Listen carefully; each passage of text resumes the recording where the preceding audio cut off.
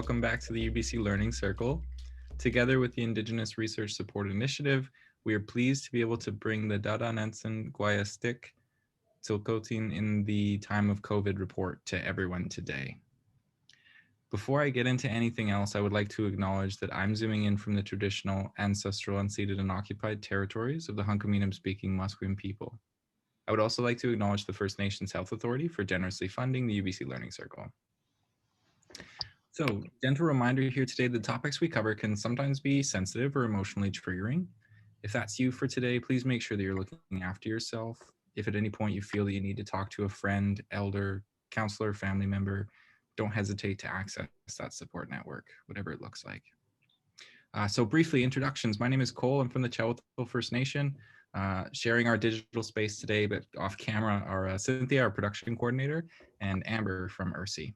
If you feel so inclined, please introduce yourselves in the chat box so we can kind of get that dialogue started. It's also my sincere pleasure to welcome Mary-Ellen Turpel-Lafond, Senior Associate Counsel at Woodward and Company and Professor of Law at Peter Allard Hall Law School at UBC, to the conversation today. She'll be facilitating the rest of the session. Mary-Ellen brings her extensive experience in the field of Aboriginal law to her current practice and to her work at UBC. She served as a Saskatchewan Provincial Court judge for 20 years. She served as BC's first representative for children and youth, a role that saw her take on case advocacy for more than 17,000 youths and their family, most of whom were Indigenous peoples. Mary-Ellen holds a doctorate in law from Harvard Law School, a master's in international law from Cambridge University, a JD Law degree from York University, and a Bachelor of Arts degree from Carleton University. She also holds a certificate in the International and Comparative Law of Human Rights from the University of Strasbourg. And she's a member of the Indigenous Bar, as well as the Law Societies of British Columbia, Nova Scotia, and Saskatchewan. She's the recipient of numerous prestigious awards and the author of more than 50 published works and reports, including In Plain Sight, addressing Indigenous-specific racism and discrimination in BC healthcare. That report is the result of the province's independent investigation into anti-Indigenous discrimination in the healthcare system. Again, it's my sincere pleasure to welcome you, Mary-Ellen, into the space here today. I'm looking forward to the session, and I'll leave it up to you from here on out. Thank you so much, Cole, and welcome everyone zooming into this webinar on such an important topic. And I'm just really pleased to be the moderator today, and I'm zooming in from Lekwungen speaking people's territory. So I'd like to acknowledge that I'm on the unceded and treaty territory of the Songhees and Esquimalt people and Wasanich peoples.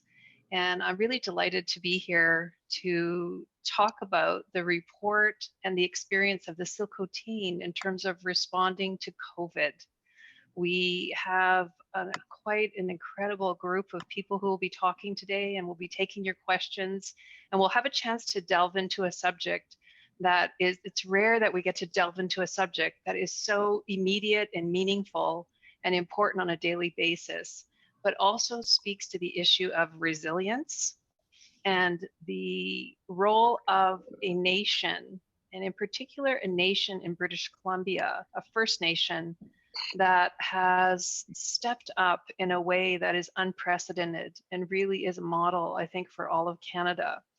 And as Cole said earlier, recently I completed a review of anti-Indigenous racism in healthcare. And while I was doing that review, parallel to it was this incredible report that was being prepared on ilhqot'in in the time of COVID. And we have today the authors of the report, and we also have Chief Joe Alphonse to put this report in context and to talk about the work of the ilhqot'in, the life work of the ilhqot'in to protect their territory, their identity, the health and well-being of their citizens, their elders. And that's not just something that was done, 3 or 4 months ago. This is an ongoing and daily issue. So I want to start out by introducing and welcoming Chief Joe Alphonse. And many of you, not only in British Columbia, but in Canada, will know Chief Joe Alphonse. I've had a chance to work with Chief Joe in many ways in terms of his passion and commitment for his community, children and youth in his community during my time as representative for children and youth. He's been the tribal chairman of the ilhqot'in national government since 2010. He is one of the longest serving chiefs, ilhqot'in chiefs. He worked with his colleagues to ensure that the title and rights of the ilhqot'in were asserted. And as many will know, there's been a path-breaking decision in the Supreme Court of Canada that was attributable to Chief Joe and the other chiefs bringing forward with their elders, their matriarchs and leaders, their oral history, and to assert their status as a nation. And it was the first recognition of Aboriginal title, specific designation and recognition by the Supreme Court of Aboriginal title. Chief Alphonse is a fifth generation ilhqot'in chief, and he is the direct descendant of Chief Anaham, who was a Grand Chief of the nation during the Chilcotin War, which is also important. The history of the nation is a significant history for everyone to learn and understand. And what is path-breaking about the report we're going to talk about today is it isn't just a report about an episode this last year when we've all been grappling with COVID. It's a report that talks about the deeper issues that the ilhqot'in have had to not only grapple with, overcome, and advance. And it's important because it puts it in context. And the struggle to deal with COVID and to respond as a community is a deep struggle. And with that, I want to bring in Chief Joe to the conversation. And just to say welcome to you, Chief Joe. Thank you for being here today. Thank you, first of all, on behalf of all British Columbians for leading this important work in this report. And thank you to your community members who worked with the researchers to be able to share this with us and give us a chance to talk about today. The first sort of question I have for you, Chief Joe, is coming from, in particular, your status and your role of having to fight and protect your people for centuries through historic, incursions into your territory, through modern crises, whether it's forest fires and with COVID. I really want you to just sort of share with us, like, what is it you draw upon as you come to this and to try and assert and protect your people? If you could just talk to us a bit, Chief Joe, about where you're coming from as a people when COVID came and these historic other experiences you've had. Of course, there's smallpox, there's the more recent issues, there's having to struggle and fight for land rights, but also to lift and stand up your people every single day. So I'd like to bring you into the conversation, Chief Joe, welcome you, and have you kick it off by talking to us about where this report and where this work comes from. I'd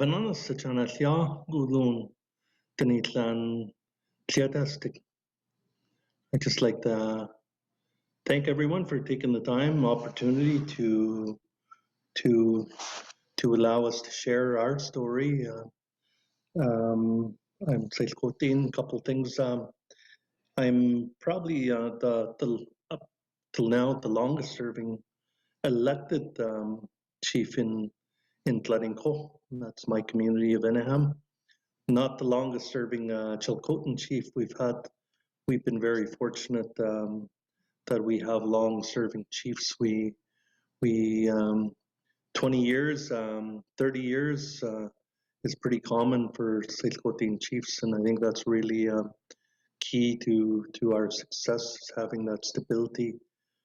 Although we have modern day election systems, our people still value our customs as ilhqot'in people, and a lot of things we do today is based on our traditions and what we value, and to put a lot of emphasis on just the value of our position. We don't agree with something as people and for your people, and you stand up for that, and regardless of what the consequences might be. We've struggled as people, as nation, with colony of British Columbia and later Canada coming into our territories. But we've always maintained who we are. That's the unique thing about Indigenous people. We all come from a certain region, and we get to know that region inside out, and we know how to survive and live off of that land. You want to get to know the land, get to know the indigenous people that come from there. They'll tell you the secrets of that land and stuff. So, you know, we're very blessed that our stories have all been passed down generation to generation, and it continues and is very strong in Chilcotin culture.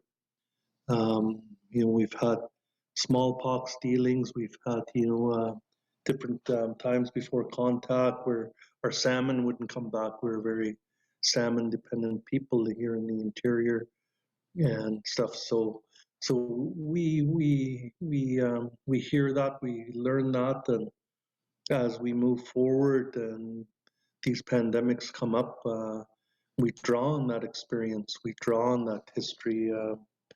You know, smallpox killed anywhere from 80 to 90% of our population at one time. And when our healers, our medicine people, you know, they went into all their ceremonies and all of that, they weren't able to come up with a cure for smallpox. In the end, it was decided amongst all our people that the best avenue was to separate everyone. All the clans had to separate, and for 1 full year, no visiting was allowed. And at the end of that year, it was all agreed we were going to all meet back at a certain location. And when that year was up and our people came back, only 10-20% of our people came back.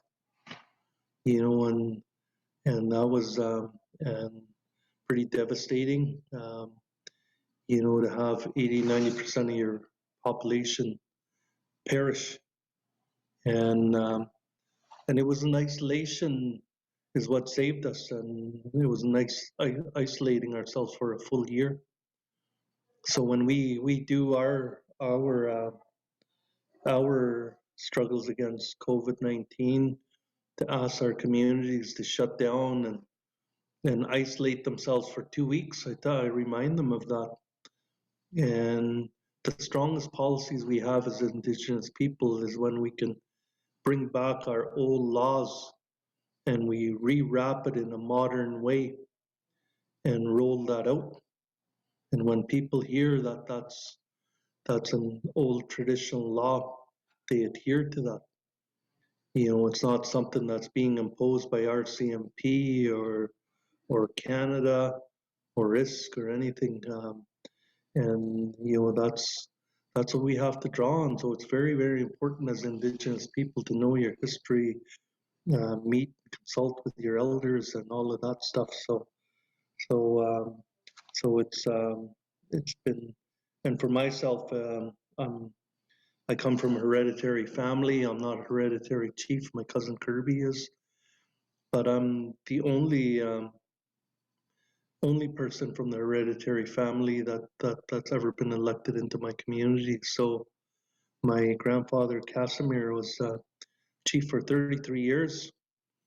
I'm going on 12 years now as chief, although I feel like I'm the one that's gone 33 years now with all of these situations. But you know, at the end, you have to do what's best for your membership, and you're there to represent them, and always try to put your membership in a good light. And it's also important that we value ourselves enough that we want to tell our story. You know, and a lot of places and communities where I came from, there were no policies, there were no books. When I got elected in, there was no blueprint or job description on what you had to do. So as we move forward and as we encounter struggles, we want that documented and recorded, so that any future ilhqot'in members or anybody else, any other nations can come along and pick up a report that we've done and have it laid out. These were the challenges. These are the things that the things that you should expect. No matter how prepared you think you are, you'll never be prepared enough when you encounter any kind of pandemic or emergency situation like wildfires, flooding. So it's good to have that, and it gives our young people pride to know that we've done this, and to record it. A lot of our history isn't recorded by our people; it's recorded by non-Indigenous people, and the non-Indigenous values is put into those reports. So we wanna put things in through our lens of ilhqot'in people, and that's why we're doing this. And of course, you can't just do a report. I'm very grateful for the team that we have. You're only as good as the people you surround yourself with, and I think we've been pretty fortunate in my career that we've always been able to pull together a pretty good team. So with Aboriginal title, we're constantly under the lens, and we wanna lead. We're not here to follow, and we know what's best for our lands, and we're going to push for that. And based on our history, we know what to do. We don't need anybody holding our hands. So that's where I'm coming from, and stuff. So I think I'll leave it there for now. Can provide more insight as we go. Thank you. Yeah, well, thank you, Chief Joe. I just wanted to ask you one more question before we go into the next kind of panel. I know you talked about the team that has done this work. And one of the things I'm really struck by with the report is the what I call cultural humility. There's a team that involves some UBC, of course, Crystal, Jocelyn, Emma, who are with us today and going to talk, but there's a whole number of people from the nation who were interviewed, who stepped up. And this has been a really tough time. Like you talked about remembering smallpox and the decimation that smallpox caused. Having to talk about this, but also having to draw strength, and the kind of strength that you've drawn from the practice of pulling together and defending and protecting the nation. Like some of those early incidents when COVID came and the community had to just immediately protect the nation. And the kind of the report, but the experience really speaks to the way in which your traditions, your practices, your beliefs, and your values came to the forefront, because it looks a lot to myself as an outsider, and for someone who's worked a lot with my own First Nation and others, the government wasn't exactly there to help, right? It was like, boy, it's over to you. This has come and you have got to respond quickly, shut down community, protect people, talk about why you have to protect. And just before we move on, Chief Joe, I just want you to talk about that a little bit as a leader. Like, how long did it take for you to kick into action? Because literally from an outside viewpoint, it was like instant almost. And you put in place laws to protect your citizens. You had one of the first major incidents of COVID in terms of someone coming into a community and potentially being someone who's bringing COVID with them, was someone that was coming back to your territory, and you had to kick into gear. I know it's been more than a year, but can you just talk to us a little bit, Chief Joe, about that immediate response? Like, where did that come from for you? Like, I know there's a big picture, but just talk about how quickly people kicked into action to protect each other.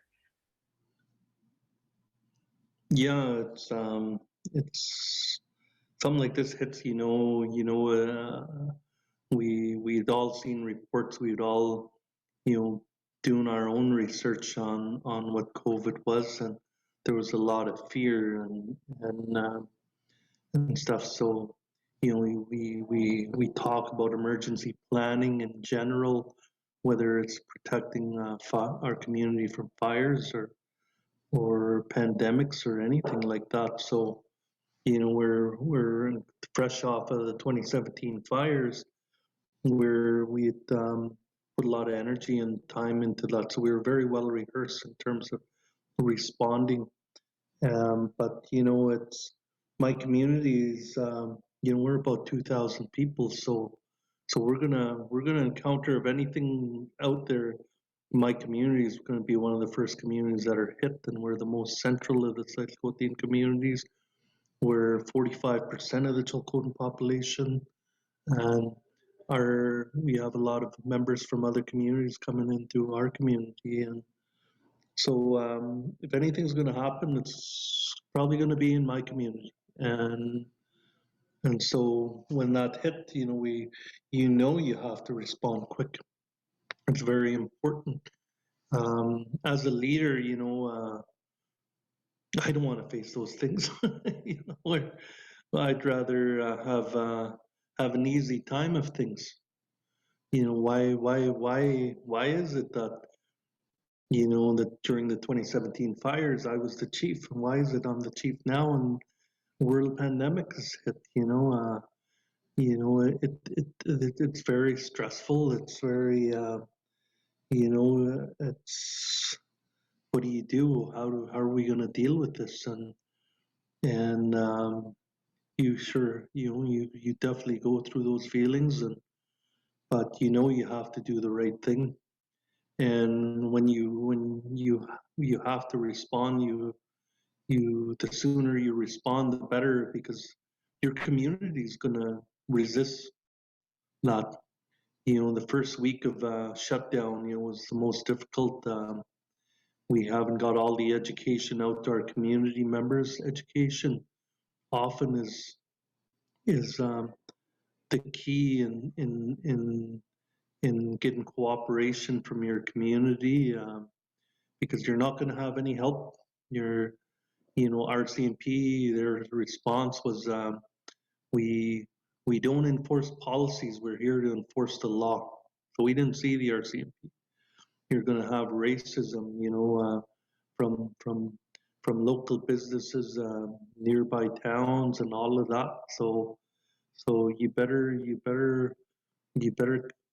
get this, and you better get your community members in line. And the first week, and it's traumatizing for our community members.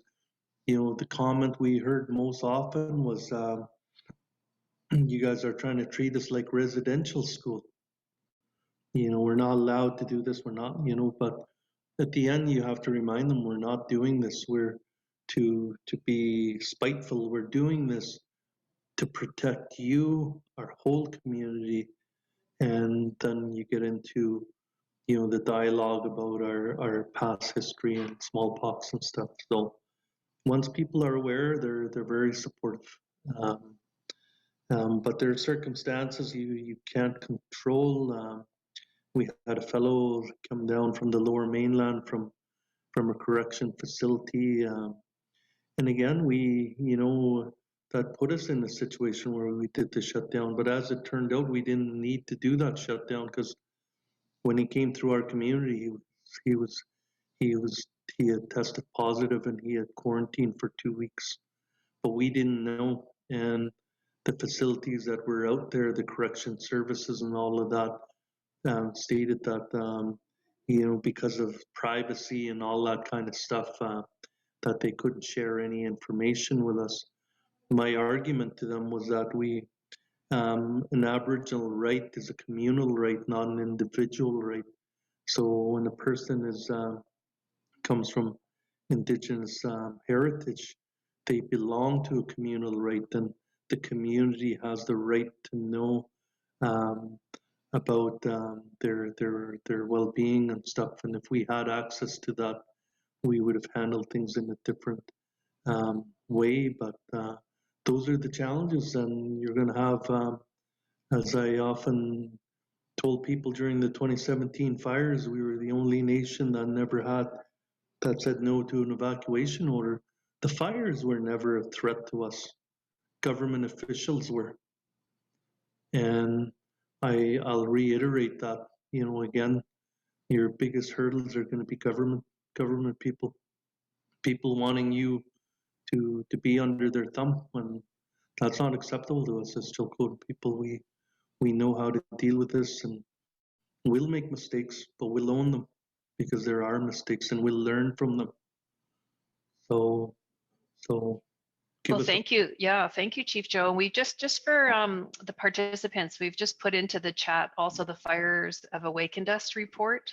And I just want to say that we're going to have lots of opportunity to have some questions and more discussions with Chief Joe. And you've really framed that piece of how you kicked into action, but also the protection the ilhqot'in people have toward each other and not needing to be told what to do by government to be able to do that, but also expecting a respectful relationship with government. That does run through the report. And I'm going to turn us to the panel, and we're going to have a chance to come back and have more dialogue with Chief Joe.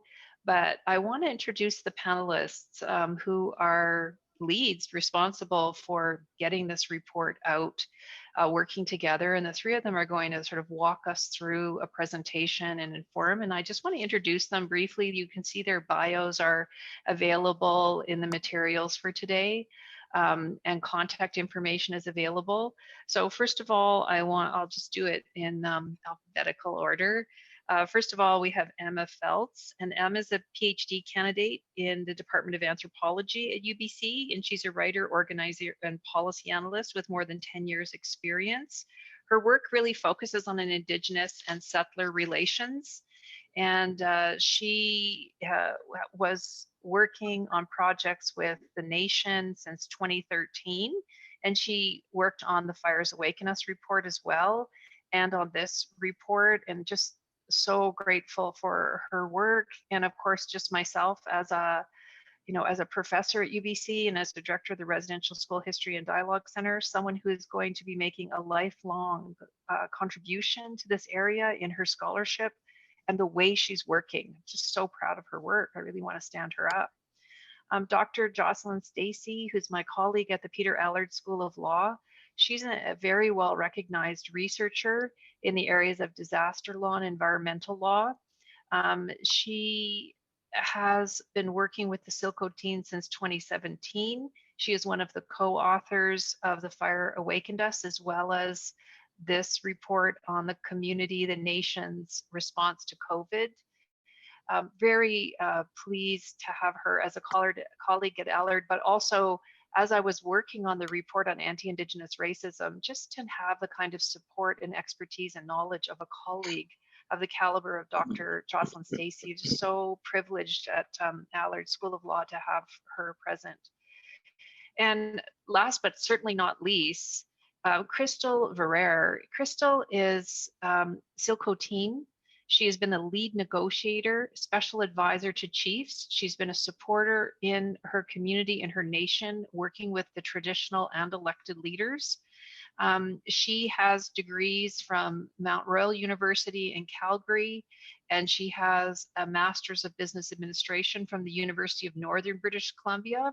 She also has operated a design and web consulting firm. She's incredibly dynamic and resilient individual who contributes at many, many levels, not only within the nation, but throughout British Columbia and Canada, also contributes to a number of projects and initiatives with Indigenous women that I'm aware of. And I certainly really want to stand her up as well and recognize her incredible service and work to supporting the efforts of ilhqot'in and the nation for some time at the negotiation table, having to stare down government frequently. And I really think about Crystal when I read this report, because so much of trying to get ready to address a crisis is about whether or not the space is given to the nation to do the work it has to do. And ilhqot'in, through their negotiators and their chiefs, have pushed hard to create that space. And this report will talk about whether or not there was enough there to support them and what needs to come of it. So I'm going to pass it over to the three of them to present. And again, links to the report are available here and on a number of websites. You'll also see them in the chat. I really urge you to read the report in full and disseminate it and talk about it, especially amongst our colleagues and friends in the First Nations community across Canada. This is an incredibly path-breaking report in terms of its method and its content. So I'm going to pass it over to the three panelists to present further to us. Thank you. Thank you for that, Mary Ellen. So we have a slide deck, so just take a second and wait for our slides to magically appear on the screen here. Thanks so much, Cynthia. So good morning, everyone. It's really a privilege to be here with you, and thanks to Cole for opening up the session in a good way. And thank you so much to Chief Joe and Mary Ellen for your really important opening remarks. I want to start by saying a really special hello to all the ilhqot'in citizens and all the staff within the nation and the communities who I know are joining us here today. I've seen you in the chat, so hi, it's nice to be here in this virtual space with you. I'm one of 3 members of the ilhqot'in National Government's Pandemic Research Team. I'm a settler, originally from Alberta, Treaty 6 territory, a law professor at UBC, and a very grateful, though uninvited guest on the traditional and unceded territory of the Musqueam people, where I am joining you all from today. I've had the tremendous privilege of working with and learning from the ilhqot'in Nation on emergencies and the law since 2017. So what Emma, Crystal, and I have decided to do is, rather than trying to cover the breadth of detail in the report, is to provide 3 specific snapshots of the report's findings. So my role in the next 10 minutes or so is to introduce our approach to the research and to provide that first snapshot, the theme of which is partnership. Okay, so next slide, please. So the ilhqot'in Pandemic Report, ilhqot'in in the time of COVID, is an extension of the research-based work the nation has done since at least the 2017 wildfires in exercising, documenting, and advocating for its inherent jurisdiction in times of crisis. The experiences of the nation during and after the 2017 wildfires are documented in the report that's been mentioned already, The Fires Awakened Us. And many of the calls to action in that report are relevant to the pandemic as well. They speak to the fact that ilhqot'in leadership actively exercised its jurisdiction to keep people safe during the wildfires, as you've heard from Chief Joe.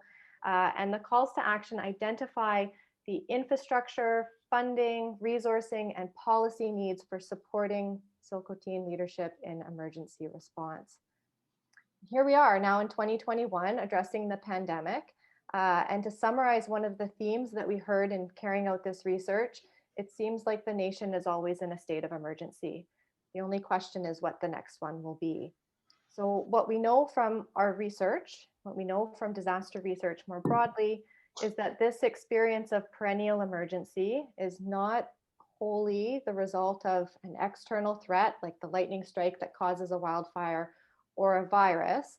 It's the result of social vulnerability. So that's the operation of colonialism and systemic racism, which makes Indigenous peoples vulnerable. So to put it differently, the emergency is historic and ongoing colonization. So Crystal, Emma, and I have worked collaboratively on the research for both of these reports. Our approach fundamentally has been to go where the nation needs us to go, and documenting the approach of leadership, the experience of the communities, the needs and institutional barriers which have impeded the full exercise of ilhqot'in jurisdiction. The challenge with this report has been to do it in real time, right? As the pandemic is still unfolding.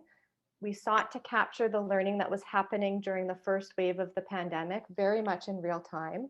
But as you've heard already, this report is part of an ongoing story, one that extends back beyond the Fires Awakened Us, through the nation's long history with disease, and one that continued after we stopped writing, and as we're all aware, continues to this day.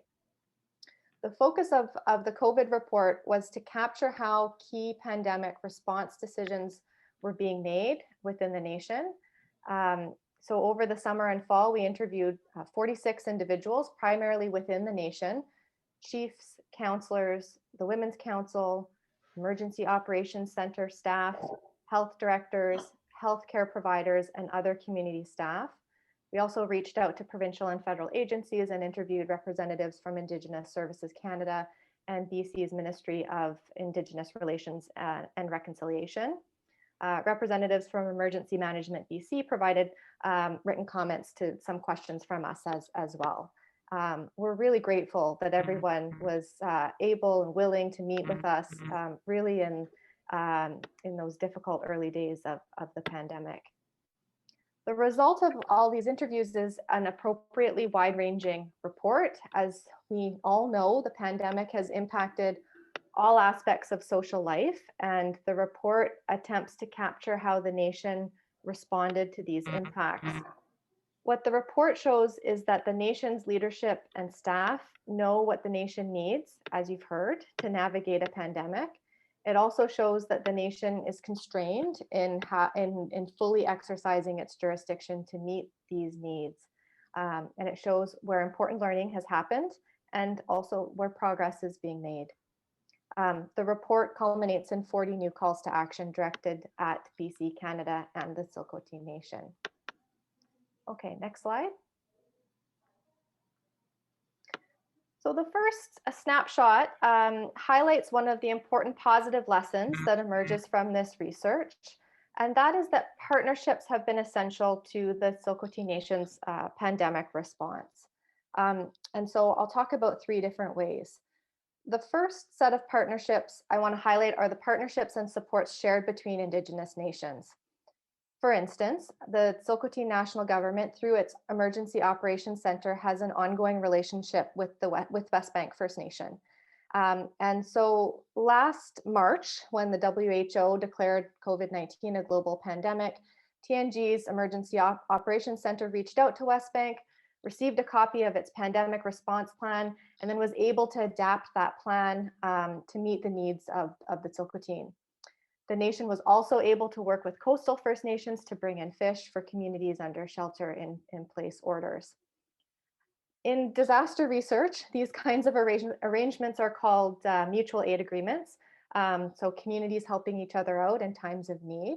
But these types of mutually supportive relationships are rooted in Indigenous traditions, although in many cases disrupted by colonization. Both of the Silhqot'in's reports, the wildfires and COVID, call for strengthening and building back these relationships of reciprocity between Indigenous nations to support Indigenous peoples during crises. In addition, the Silhqot'in Nation worked closely in partnership with the Heiltsuk and Nachalnith nations in advocacy on receiving COVID data from the province. This included coordinating on a complaint to the BC Information and Privacy Commissioner, and lengthy negotiations at a health table with the province, including with Provincial Health Officer, Dr. Bonnie Henry. In the end, this coordinated and persistent advocacy led to data sharing agreements between the province and each of the nations, which partially satisfied the nation's requests. The second set of partnerships I want to highlight are the partnerships with the province and the federal government, and in particular, the many individuals who have worked to find solutions to the needs of the nation, to address the needs of the nation through the pandemic. In a moment, Emma's going to give you a sense of the sheer amount of administrative work that Indigenous nations are burdened with as a result of jurisdictional and policy complexity. This absolutely needs to be addressed by provincial and federal partners. But it's also really important to acknowledge that it is no small feat to be able to maintain constructive, respectful dialogue through a pandemic, which has been enormously demanding for all jurisdictions. The Silhqot'in were able, in most cases, over time, to work with provincial and federal staff in navigating and adapting the various processes and policies that have been implemented through the pandemic response. Okay, next slide, please. So finally, I want to highlight an important early success story in community response. You've heard already from Mary Ellen and Chief Joe about the intensity of the early response to the pandemic now over a year ago. And one of these early success stories was the partnership with food and supply distributors such as Cisco, which you can see up on the screen. Arranging wholesale food and supply delivery early in the pandemic met a number of needs, including addressing food insecurity, especially for households preparing for the possibility of 14 days of self-isolation, reducing the exposure of on-reserve members by alleviating a major reason for travel into the city, and providing needed cleaning and hygiene products like hand sanitizer to the communities at a time when I'm sure people remember those shelves in the grocery stores were frequently bare. So that coordinated and safe delivery of food and supplies was a major accomplishment, the result of a lot of hard work from from staff to make that happen, and one that has a lot of potential for formalizing or adapting in response to future emergencies to keep communities safe. Okay, so I'm going to turn it over to you, Emma, and Cynthia, you can advance the slide. So good morning. Thanks, Jocelyn. It is such a pleasure to finally have the opportunity to have a discussion about this report. And thank you to Mary Ellen and Chief Joe for the fantastic conversation to get this event going. I have learned so much from your work, Mary Ellen, and from working with you and your community, Chief Joe. And I think it really is a privilege for all of us, this meeting of the minds, to get to hear the two of you in dialogue today. So I'm Emma, I'm one of the report authors. I'm a white settler researcher who's worked with the ilhqot'in in one capacity or another since 2013. And I come to you today from Algonquin Anishinaabe territory in Ottawa, where I'm temporarily based and where we are very much in the thick of the third wave. And as of midnight last night, back in our strongest level of lockdown. It's been amazing to work with the ilhqot'in national government and the ilhqot'in people on this report. And I've been thinking a lot about it these last few weeks as we've all kind of struggled to commemorate the 1-year anniversary of the start of this pandemic, and what a challenge it's been, I think, for all of us to try to put words or shape to it, or even begin to reflect on what's gone on. And it really struck me just how astounding it was to be on the other end of this research, doing Zoom and phone calls with ilhqot'in staff and citizens throughout the summer and fall, when they would, as Jocelyn said, in real time, in the middle of this crisis and in the middle of these compound crises that are described in the report, take a pause and talk to us and reflect on that first wave with just astonishing frankness and nuance. And so thank you. I know that many of you are here. It's really something to be doing research on something that we are all in the throes of, that we're all experiencing collectively, but also that we're experiencing so differently based on systemic inequities. And it's the sort of quotidian level, the day-to-day experience that really sticks with me. And so when we talk about jurisdiction in policy and legal research, and when we talk about crises as well, we tend to think about and write about these things as kind of momentous and grand and structural. But as a legal anthropologist, my focus tends to be on the minutia of our lives, the kind of thorny, sometimes ridiculous, sometimes infuriating interactions and habits and logistics that make law real on the ground. These spaces where jurisdiction actually happens, and particularly spaces where Indigenous and Canadian state law meet. And so what happens when those jurisdictions meet in these crunchy quotidian ways in the middle of a crisis is really what I hope is captured in the report. And so if you'll go to the next slide, Cynthia, when you get to a call to action like this one, number 22, which calls for the immediate and ongoing financial support for checkpoint staff until the end of the pandemic, and that this support should include appropriate compensation, leave, training, mental health support, and traditional healing for checkpoint staff. As you can imagine, there are a slew of stories behind this. And so I just want to talk a bit about some of those. Lots of Indigenous communities across BC and Canada installed checkpoints during the pandemic, or what were also called access points, or what were sometimes provocatively called roadblocks in non-Indigenous media. And in the case of the ilhqot'in Nation, all 6 communities installed some form of checkpoint during the first wave. Half of those communities passed ban bylaws to support the checkpoint, so invoking the jurisdiction that they have recognized in the Indian Act to, quote, provide for the health of residents and to prevent the spreading of contagious and infectious diseases. But whether or not they invoked the Indian Act, by setting up checkpoints to monitor travel, we heard clearly from the communities that this was an exercise of ilhqot'in law and jurisdiction to protect their citizens on the basis of their knowledge of their communities and of epidemics, as Chief Joe was talking about earlier. So, for example, when one community put it to the elders, they unanimously endorsed the checkpoints. And if you'll just go to the next slide, please. This decision to install checkpoints was also validated by the UN Special Rapporteur on the Rights of Indigenous Peoples, who specifically named checkpoints to be one of the most effective measures for Indigenous communities and an expression of their collective right to autonomy as part of their right to self-determination. So what's interesting is this is really a measure where ilhqot'in law, international law, and Canadian law seem to be in sync in principle. So if you'll go to the next slide.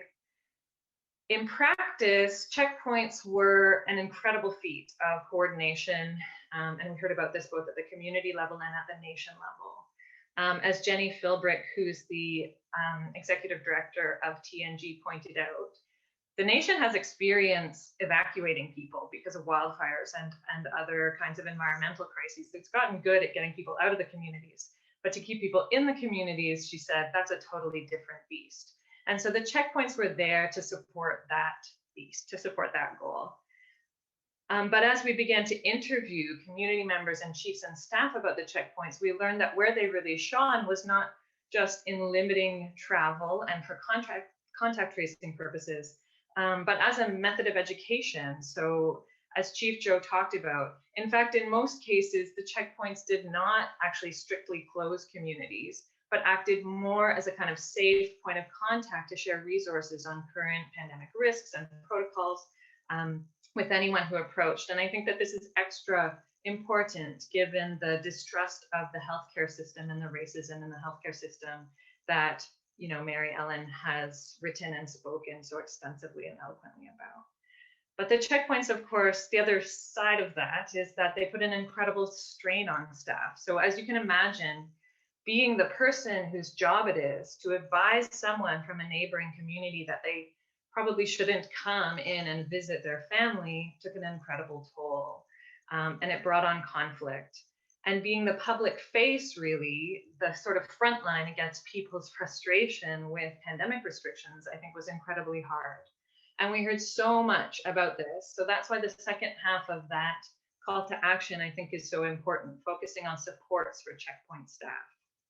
But the first part of the action about ongoing financial support just to sustain staff until the end of the pandemic was itself a kind of complex battle, which I think reveals a lot about the sticky intricacies of how systemic colonialism works in amongst the minutiae to undermine Indigenous jurisdiction, even when there are good partnerships and people ready to problem solve. And so in principle, it really appeared that the Canadian and BC governments supported this measure. Dr. Bonnie Henry was heard on multiple occasions to say publicly that she supported Indigenous self-determination and that the decision to impose travel restrictions should be made by communities.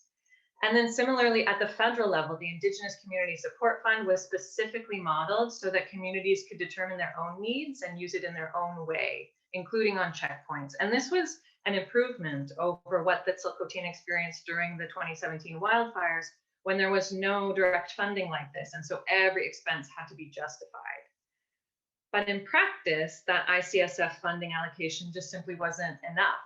It was quickly expended on the immediate needs of citizens, and staffing 24-hour checkpoints was an expense well beyond its reach, which meant that the nation then, of course, had to turn to traditional pools of funding where checkpoints, it turned out, were not eligible. So this is a classic situation where under one pool of funding, it's eligible, but there's not enough money to support it. And then under another pool of funding, the money is there, but it's ineligible.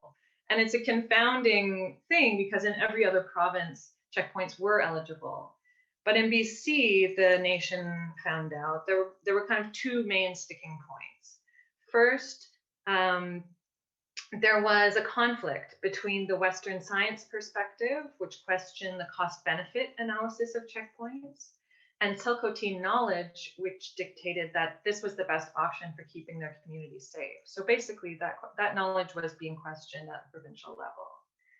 At the same time, communities came up against what we call in the report a false equivalency between First Nations governments and non-Indigenous communities. so municipalities essentially. There's no real policy structure in place to support Indigenous emergency initiatives that differ from the kinds of measures that are available to non-Indigenous ones. So if an Indigenous community comes up with a plan or an approach or an idea that the province hasn't anticipated in its dealings with non-Indigenous communities, basically they just don't yet have the bureaucratic infrastructure to support it. They don't know which policy to plug it into. And so again, this is a case where once you get into the bureaucratic minutiae of things, that's where it ends up getting hamstrung in the context of Indigenous nations accessing the resources that they need to put their law and their decision-making authority into practice. And so without the money, and after many, many hours of advocacy and submissions and resubmissions upon resubmissions, the Tsilhqot'in communities, all 6 of them had to suspend their checkpoints after about a month or so. But the advocacy did not stop there. And there was a real willingness on the part of government partners and a great deal of hours put in by everyone to try to build the policy infrastructure needed. And so by November, an emergency management BC policy was amended to include checkpoints as eligible for reimbursement under certain conditions and for a limited period of time. And we now know that that policy change has served the communities in this most recent wave of the pandemic.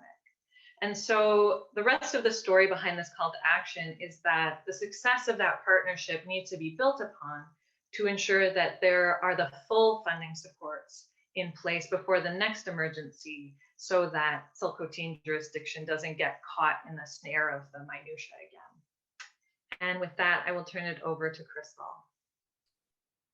Abananis, good morning all.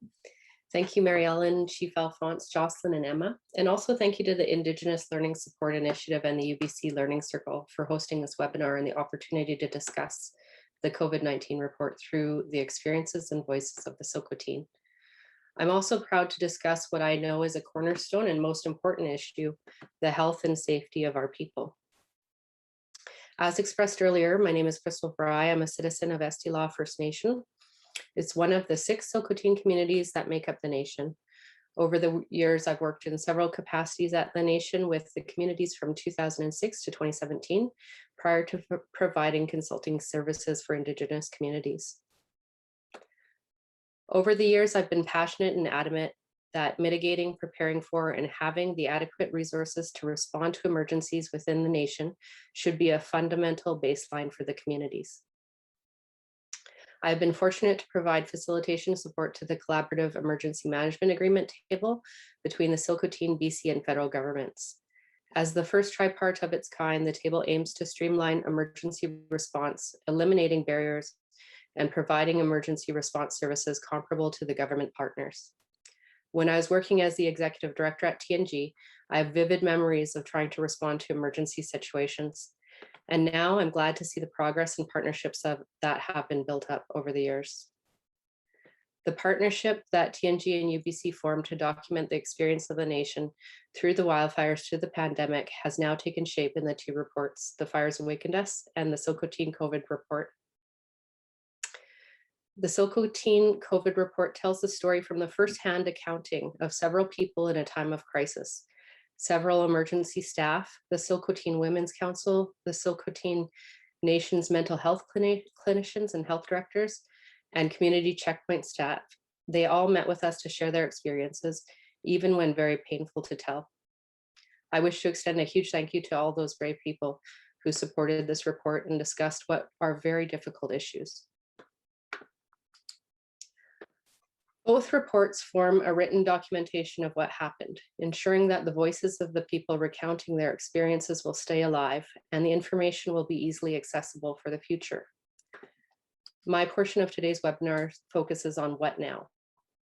Much work needs to be done to prepare for the fallout of COVID-19, keeping in mind that the communities are still in constant recovery from the traumatic 2017 wildfires and consistent flooding.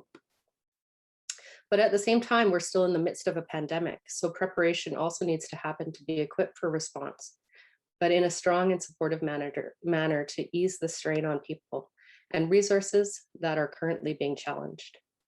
So this slide from the COVID report, an important call to action, number 28, addresses the need to prepare for the social impacts. The Silhqot'in Nation calls on BC and Canada to establish a multi-agency health and social table to develop community support programs and policies that adequately and meaningfully address the full range of health impacts created and exacerbated by the pandemic. Jody Nishima is the TNG social lead, and he's also been the lead for this COVID report since the beginning of the pandemic has been capturing the vast social needs that have emerged in the nation. This information will form an entire social strategy to combat the overlapping concerns from COVID-19. Many of these issues are still unknown to this day, but many issues have already been identified through the interviews. However, this cannot be done alone or in isolation. The resources, innovation, external support, and reliance on partnerships are all very critical in the success of managing the broad range of health and social impacts in the community. This work requires an administrative body to ensure consistency and reliability in the massive coordinating details required to pull multi-governments and multi-agencies together. The work could involve developing the wraparound services for people in the areas of addressing long-term mental health needs, combating and supporting burnout of frontline staff and leadership, developing alcohol and drug strategies and programming, establishing infrastructure policies and programs, creating employment and back to work plans, providing trauma and emotional counseling, developing education supports for the lagging educational needs due to COVID. As you can imagine, this list is long, and this is not an exhaustive list of the needs that have emerged. I would also like to commend Mary Ellen for her very important report exposing the vulnerabilities and the inequities of Indigenous people in the healthcare system. The scathing report identified very well the health challenges in communities and highlighted the concerns around compounding illnesses, which leave Indigenous people more vulnerable and more susceptible to illness. The report showed the deep-seated fear and mistrust in the healthcare system. This alone requires its own wholesome strategy. What we know around the world right now is that people are very resilient. Indigenous people are resilient, and the Silhqot'in Nation is and has been resilient. Not all work can be done on paper or in a meeting room, virtually or however. It'd be nice to be in a place and time where we can witness the Silhqot'in Nation when faced with an emergency to not have to expend copious amounts of energy defending their needs to protect their communities, and for the nation to be unencumbered to immediately implement emergency response in their own way. This points back to the fires awakened us. There are outstanding calls to action that are within the report that carry forward to today's situation and will carry forward to the next emergency situation, and so on until it has been fulfilled. One such call to action is to establish a reserve fund for emergencies for the Silhqot'in Nation to draw upon when necessary and under the rightful jurisdiction in protecting their vital resources, their people, their land, and their property. Next slide, please. Now from the COVID report, call to action number 6 addresses the need for the nation to be equipped for response, but in a manner that provides support to the existing staff. The Silhqot'in Nation calls on all levels of government, regional, provincial, and federal to develop a Silhqot'in Nation and British Columbia crisis response strategy to ensure the nation has access to staffing and resources that can meet their emergency needs, as well as continue to meet ongoing and expansive health needs of the communities in an emergency. The nation has displayed a remarkable show of action in their crisis response to the pandemic, but a jointly developed strategy to ensure there is sufficient capacity to meet the ongoing health and emergency needs is necessary. We are entering the wildfire season and the flooding season, and the Silhqot'in Nation will be faced with managing emergencies within emergencies again soon. A plan outlining sufficient capacity to support the overburdened workers and COVID fatigue senior staff is essential. This report, documented in such a delicate time, focused on the institutional environment that restricts Indigenous governments from enforcing their full jurisdiction, not the people. The changes that are necessary needs to happen at the very top, in the policies, in the legislation. Big changes happen in times of jurisdictional clashes. However, in this situation, under the authority of leadership protecting their vital resources, there is no better time than now to recognize this. I also want to make time to make sure that we acknowledge the very hardworking staff in the emergency teams and health teams. They've done an amazing job. Their efforts are not unseen, so thank you very much. And thank you for the opportunity to present today. So Chanel, yeah.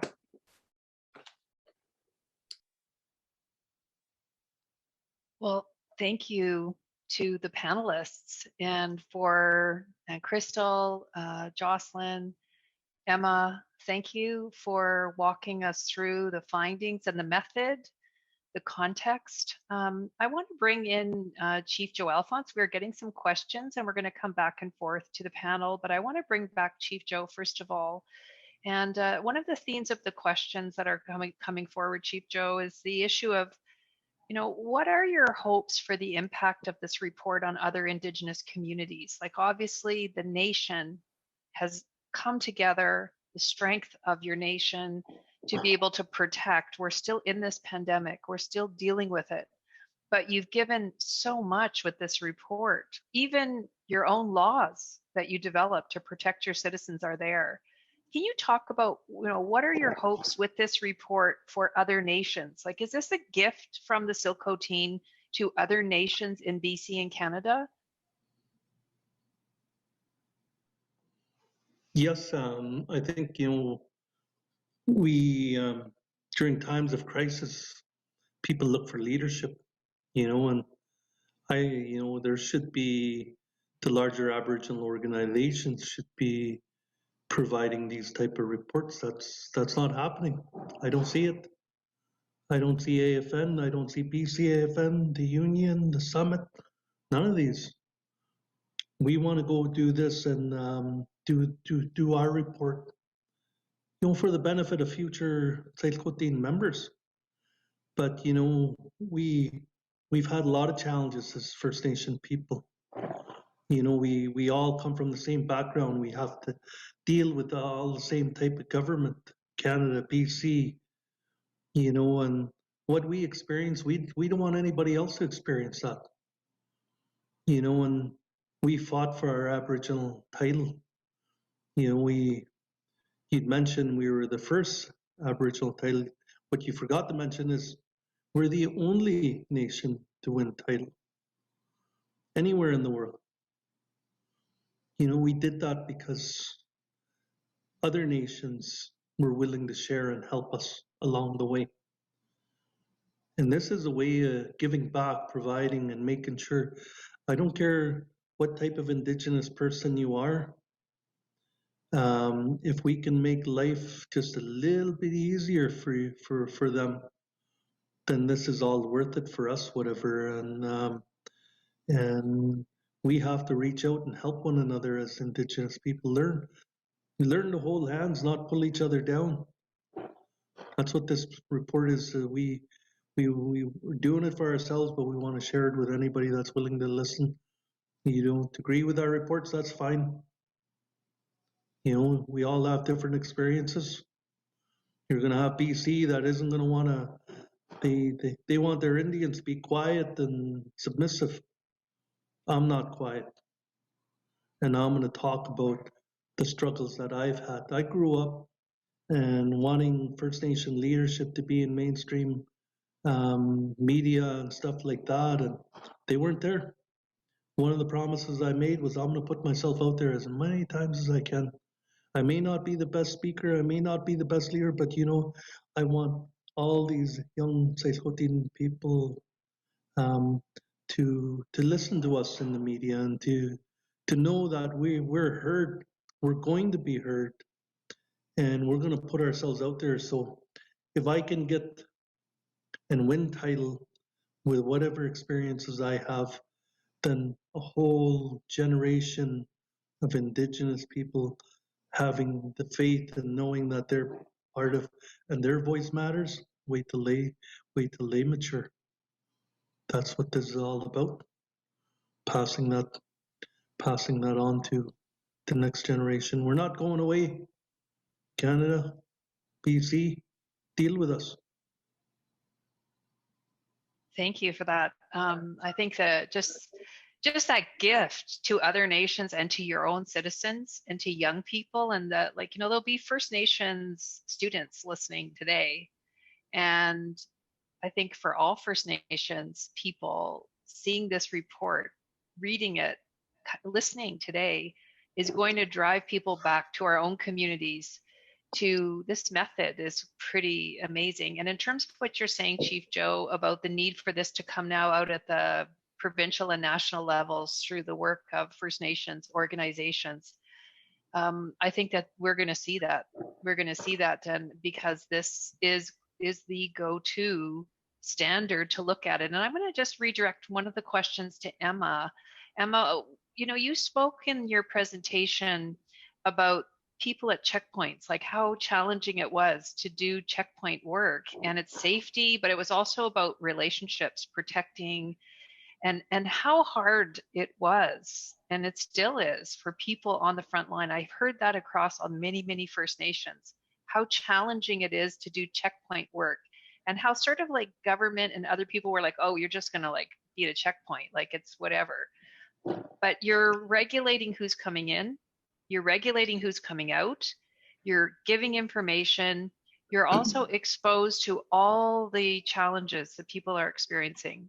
And, you know, and one of the questions that came in was about whether or not supporting frontline staff with sort of mental health programs. And this report really is the first one I've read that takes this seriously. What it was like for people at the front line to do this work, and to think it's like checkpoint security job. You know, it's so much about transmitting knowledge, culture, supporting, protecting, informing. You talked about that. And how do people take care of themselves, and what kind of support have they had? I wonder if you can just respond a bit to that question and comment a little bit more on the findings around what we need to make sure we put there to honor and respect that vital role that isn't just like someone as a checkpoint greeter. It can be anybody. It's just a shift that's done. You know, it's like we think about these key roles in community, that this emerged to be one of the most important roles. Yeah, the interviews that we did with checkpoint staff, I think, were, for me, some of the most powerful. Just as you've said, Mary Ellen, to highlight what a complex job it is. Not just a day job. I mean, these were operating 24 hours. They had fire going. They were drastically understaffed in most cases. It was hard to staff them because it was a hard job, and because there was uncertainty around funding, as I talked about. And so I heard from checkpoint staff, but also in interviewing the mental health practitioners in each of the communities, hearing from them the kinds of supports that they needed just to be able to support those frontline workers, and where things were coming short. Just again, really hammered home how important that was. I mean, we at one point kind of talked about this irony when we wrote the wildfire report.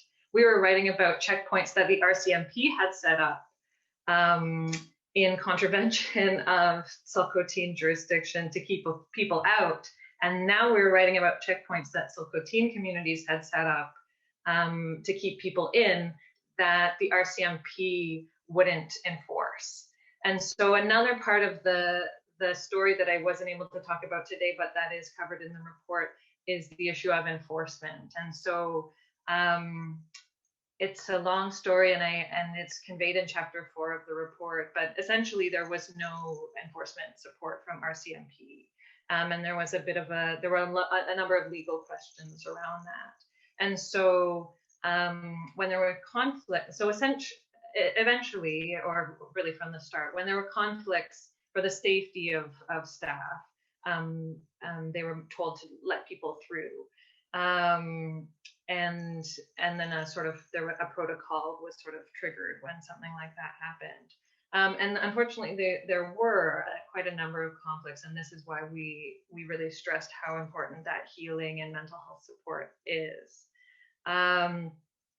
And so we've listed a number of different things in the report, but one of the things that we heard loud and clear from all the communities are around traditional healing options and having those right in the community. And of course, as well, accessible by distance when we're in a situation like this where everything has to move online. And so I think that that's something that we really want to stress, and again, I think is highlighted better in the report. I don't know if Chief Joe or Crystal, you want to talk a little bit more about what some of those things are that you hope to put in place. I was going to say some of the land-based healing methods. I think, Chief Joe, you have equine therapy. And I think, there was a lot of pictures that came through as well. And we want to highlight those that there was a photo contest that came out, and a lot of ANHAM members actually put pictures in, and they were out on the land and enjoying their time. And I think that's important as well to kind of talk about. But Joe, you've had a lot of years of discussion with governments about bringing more of a land-based healing as well back to the community, and even land-based education for the youth. If you want to talk about that at all. Yeah, I think we're, the people at the cut block, it was really difficult for them. There was no support from our CMP. Really illustrates the fact that our CMP and enforcement is not an extension of our governance. We need to create that and reestablish that in our communities, whatever. You're going to see times of lockdown, the underside of your community's belly, and it's not going to be pretty. You're going to see addictions, and you're going to see a lot of stress. Our people are social people. They want to socialize. The elders especially, it's really hard on them. They look forward to their little bingo evenings and stuff, and so you're not going to have any of that. So you're going to have to find creative ways. This is a perfect time to get back out on that land. Encourage that. Tell your members to go out. It used to be our people for pastime would go in the backcountry. Now people think their pastime they got to go into going to nearby town to go to the Walmart or whatever. That's our values have shifted. We got to shift back to the way we used to do things. Being on the land is also, it's soothing. It's better than an hour-long counseling session or stuff. So you have to encourage that. We have horse program. We try and encourage people to get back into activities of riding a horse as opposed to a motorcycle or a quad. It's much more healing, and anything that's related to that. This is very stressful time, continues to be. We're not out of the woods yet, but anything that we can do to grab a fishing rod, go down to the river, or go grab an axe, cut a hole in the ice, and go do some ice fishing. Those are things that we really need to promote and encourage, and it brings families back together. It's whole family units, and people here you're going to go out and they're going to want to go out and do that stuff too, and stuff, and children especially. Really, it's we often forget about the children in our community too, and they need that attention during this time.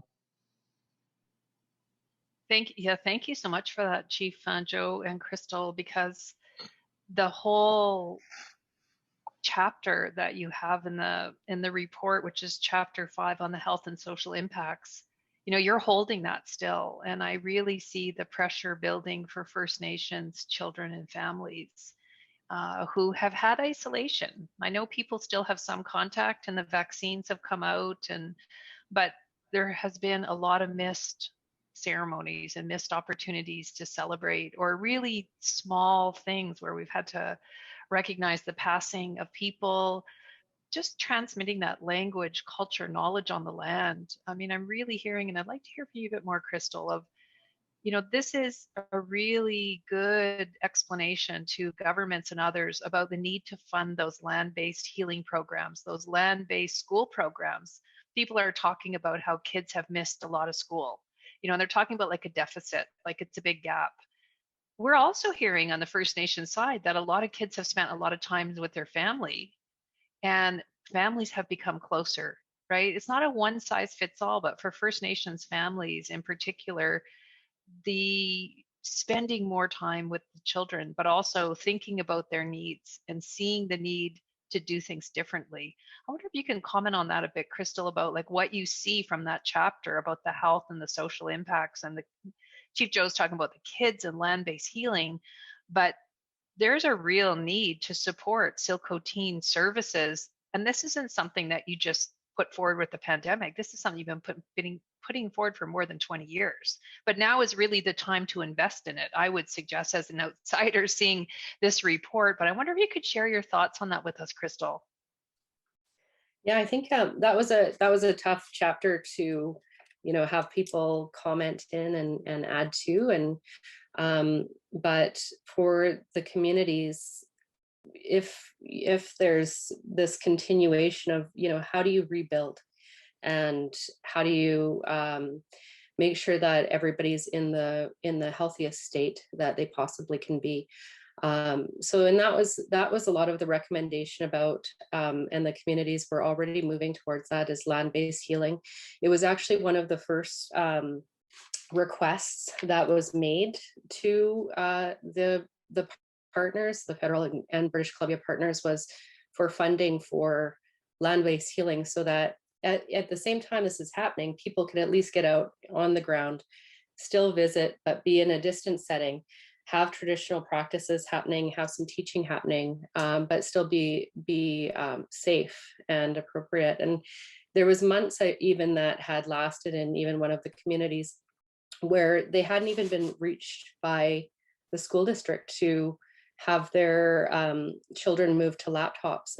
And so that lag is, like not even having access to some internet, some computers, and not having that touch. But then listening to people in Vancouver having their kids already in the next week already enrolled in school.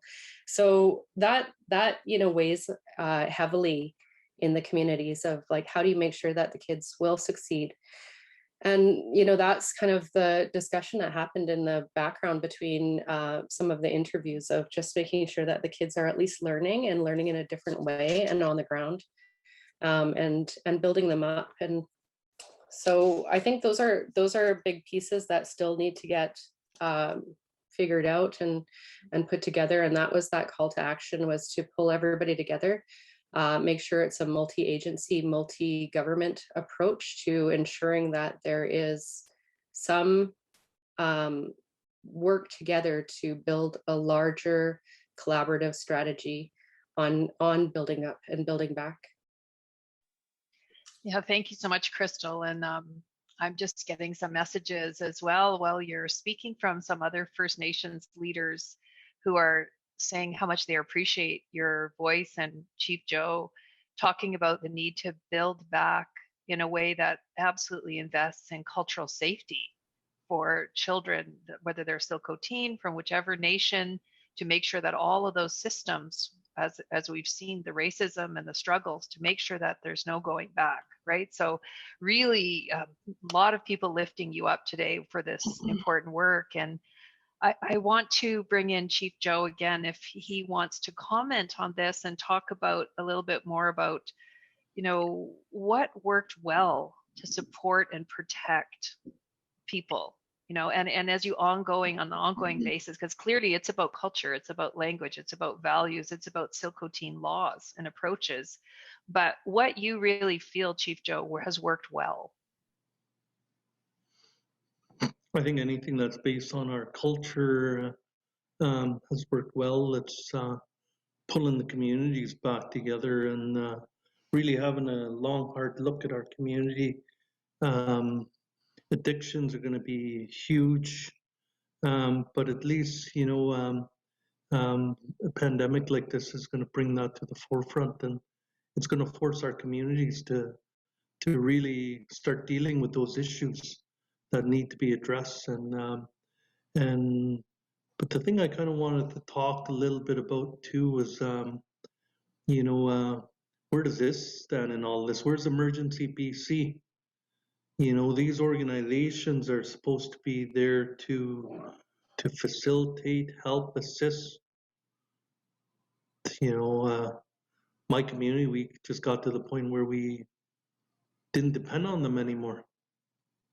You know, you have to soak up so much time and resources just to put proposals into them, just for them just to turn around and ask for more information and more information and more information, and then turn it down. We didn't have those kind of resources. And, you know, we don't need anybody holding our hand. They have financial resources. They should just provide those resources to First Nation people, and we can manage on our own.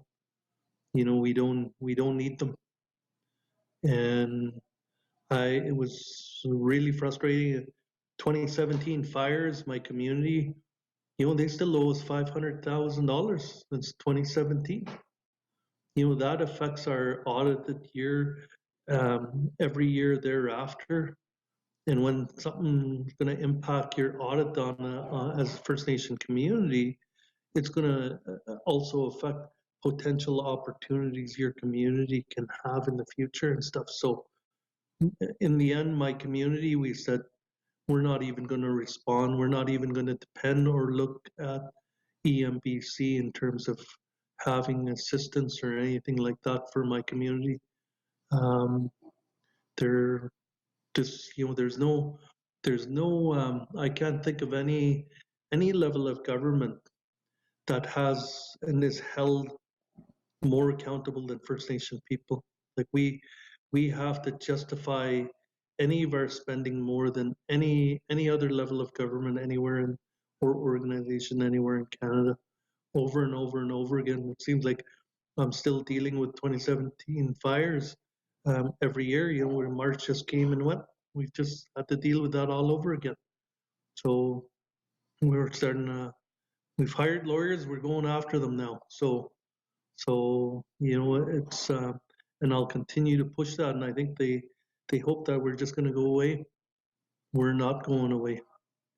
Maybe my advantage is they're going to continue to, you know, underestimate us. So, you know, that's something you're going to have to be prepared for. We have financial resources we set aside for emergencies, because you should be planning for emergencies. You know, it's a new world that we live in. You know, this COVID-19. You know, we have to take things we learned from there, practices, safe measures, and take that into going into the future. You know, as we're dealing with this, we're preparing for flood season, and as soon as flood season's over, we're going to dive right into fire season. It's just one crisis right after another. So if you can prepare, because don't be dependent on other governments. You're going to end up in a bigger financial crisis than you think. So that's my last message. I want to reiterate to everyone. Yeah, I really appreciate that, Chief Joe. And I think the report really, and your words today, really speak to how multiple shocks over time, you know, when you go to have to cope with a pandemic and you're still coping with a shortfall because government didn't stand there for you and support you to deal with the crisis from a few years. I think the public really needs to understand how, for First Nations governments, how hard it has been to address the pandemic when you have that. And I really appreciate you sharing those words. And I know there's some people from Emergency Management BC participating and listening today, and I hope they carry that back to the highest level And certainly, I certainly support you personally on that front, because we've seen so many First Nations where without a proper land base, without proper resources, fighting the pandemic, it's like having one hand tied behind your back. You already have like a shortfall from the previous shock. So Canadians and others maybe don't understand that. So one of the important things with this piece of research and this report is to really shows, where the gaps are that have to be filled. And I know we're getting close to the end of the seminar, but I did want to make sure that we have one of the questions, if it's possible, Cole, just the last question, perhaps to Dr. Jocelyn Stacey. There was a question about data and referencing that the HealthTIC had taken, a Privacy Commission complaint and saying not enough data is shared with governments directly. And there was a mediated agreement and settlement. I wonder, Jocelyn, if you could just maybe by way of closing, comment on this, because who shares what, who has what rights? This is so important. If you don't have information, how can you plan for a pandemic? So I really want to give the response, to that final question to you, Jocelyn. Thank you so much for that. And thank you, Juan, for the question. It's a great question. And I'll just insert the caveat that I'm now pandemic parenting. So I will do my best to get my answer out before there's an interruption. I think what's really interesting about what's happened with the communication. So that's Freddie. What's happened with the communication piece? We all know that communication and data collection is a crucial piece of pandemic response. And what happened with the complaint to the Privacy Commissioner was really interesting, because we now have DRIPA, right? The Declaration on the Rights of Indigenous Peoples Act. And there is a very clear legislative toehold there that can be used to interpret obligations in other statutes. And this was a big missed opportunity for the Privacy Commissioner, who disappointingly found that basically First Nations in BC were entitled to just as much information as me as a member of the public, right? That adequate information was being provided. So in terms of that question about where's self-determination at right now and how's it being recognized, there's still a lot of work to be done. And I think one of the important pieces of this conversation that's come out, that's reflected in the report, is that good work is happening, but it takes so much work. And when that is happening in the middle of a crisis, we have to think about what is being lost when all of that time and the resources, the capabilities of staff within Indigenous nations are being dedicated to having to advocate for and negotiate for basic needs being met. Thank you, Jocelyn. And it is kind of heartwarming to see the pandemic parenting and see the kids, and to recognize, again, I just want to say as moderator, my final words are just to stand you all up and thank you so much for this remarkable report and the work, and stand up Chief Joe Alphonse and the Chiefs and our ongoing advocacy, and also to recognize that you're all juggling parenting and managing the pandemic in your own personal ways, which is giving so much to share. And thanking Ursi, UBC Learning Circle, and the Center for Excellence in Indigenous Health for convening this. And I'm going to pass it back over to Cole, but it's been wonderful to spend some time with you today on something that we're all going to be talking about a lot in the months to come. Great. Yeah, I want to echo those comments. Thank you all so much for joining us and sharing your perspectives and experiences with us today. It really is invaluable, and I feel like I've learned so much. Popped up on your screen here are some upcoming events we have at the Learning Circle for the month of April. Then Kaini Wellness Center is going to join us next week. And then on April 27th, we're going to collaborate again with the Indigenous Research Support Initiative to chat a little bit about Indigenous lenses on health systems transformations and research. So that's going to be a really interesting session, and we hope to see as many of you out there as we can. I don't want to take up any more time because we have officially gone past our time limit here today. So thank you all very much for joining us, and until next time, take care. Thank you.